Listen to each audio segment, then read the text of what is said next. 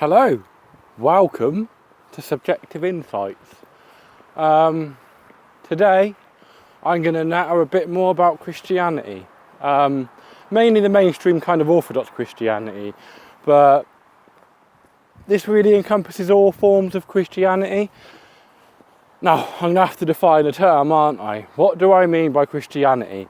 In order to kind of distinguish between what's included within this group and what's not included within this group. So to be a Christian, you must believe, or at least claim to believe, that Jesus died on the cross and rose again 3 days later, right? That's a crux matter of it. That's something that includes all the different eschatological perspectives like preterism, futurism and dispensationalism.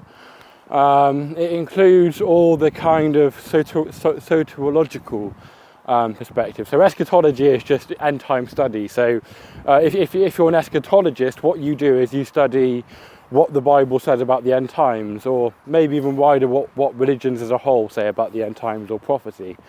And soteriology is just a posh name for study of salvation, right? It comes from the Greek, I think, sotos, or the Latin sotia, I'm not sure.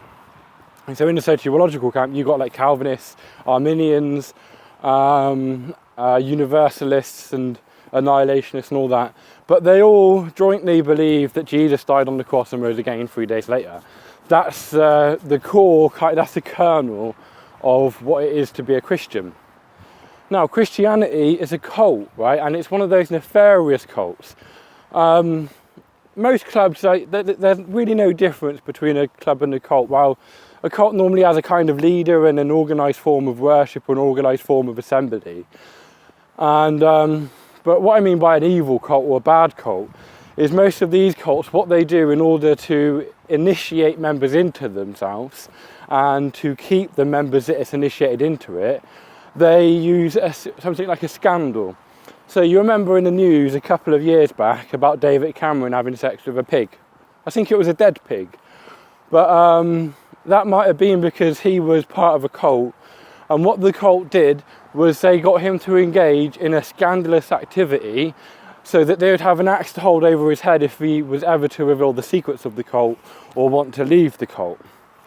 There are varying grades of nefariousness concerning like the initiatory kind of scandal that cults get them to commit.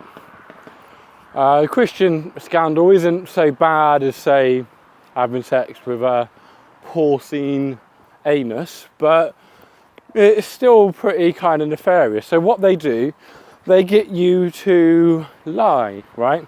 So you have an experience maybe, you're seeking to be included within the group or you're seeking something, and they say in order for you to be part of this group, you've got to believe that Jesus died on the cross and rose again 3 days later.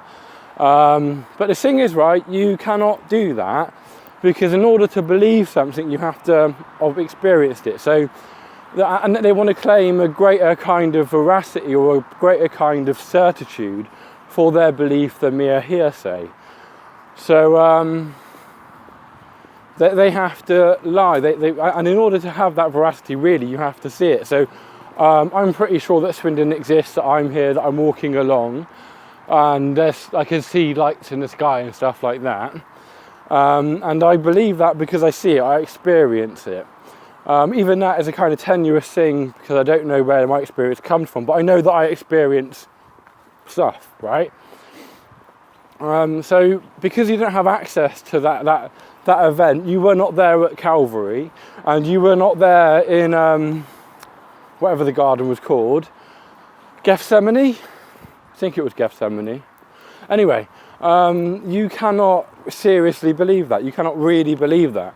And so people, but because you've lied about it at first, and because you've been like, in the initiation part of it, then you don't want to have the lie uncovered, so you become concerned with backing it up.